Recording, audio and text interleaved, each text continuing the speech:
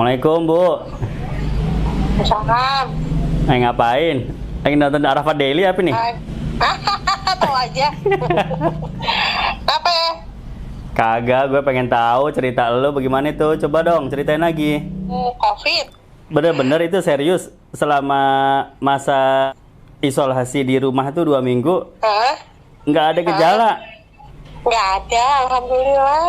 Oh, tapi Gitu nggak sih, mendapat jadi perawatan maksudnya medis? macam-macam. Tetap di rumah?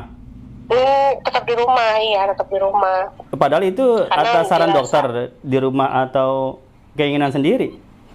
Atas saran dokter juga, karena kan gejalanya bukan gejala yang berat. Ya nggak semua begitu positif langsung dilarikan ke rumah sakit gitu. Dokter juga ngelihat juga gejala berat apa gejala ringan gitu. Iya. Assalamualaikum.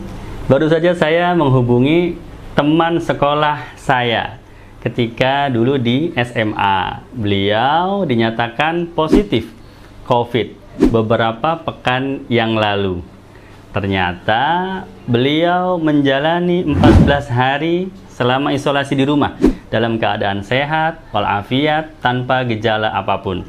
Alhamdulillah, sekarang beliau sudah di swab test lagi dan hasilnya negatif. Sembuh seperti sedia kala. Ngomong-ngomong, saya juga punya seorang teman untuk diperkenalkan kepada kita semua. Assalamualaikum, perkenalkan nama saya Nur Hadi. Bulan puasa yang lalu, beliau juga positif COVID dan menjalani perawatan selama 14 hari dengan gejala badan yang cepat lelah, tanpa pusing, tanpa batuk, tanpa demam, hanya sebatas itu. Merasa badan cepat lelah dan kemudian swab test hasilnya positif.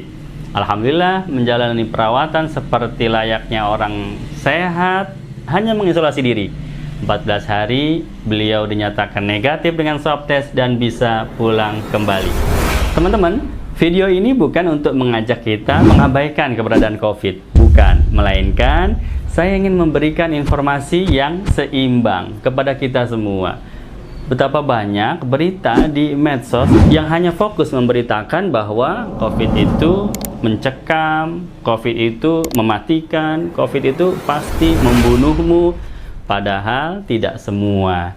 Ada yang COVID tapi dia tanpa gejala, sehat walafiat. Ada yang COVID tapi dia hanya sedikit lelah saja, sisanya tidak ada yang dia rasakan. Artinya kita tetap harus optimis. Alhamdulillah harus dijaga seperti itu. Nggak Itu ada sih, tekanan, karena- aduh saya COVID nih, aduh bahaya nih gitu waktu itu Enggak, yang dirasakan. enggak.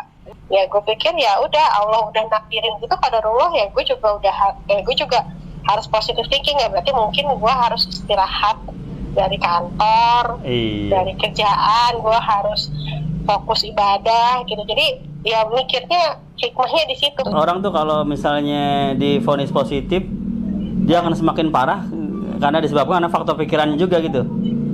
Betul, iya. Kalau gue sih percayanya itu salah satunya ya, karena pengalaman di teman-teman gue pun banyak yang kayak begitu.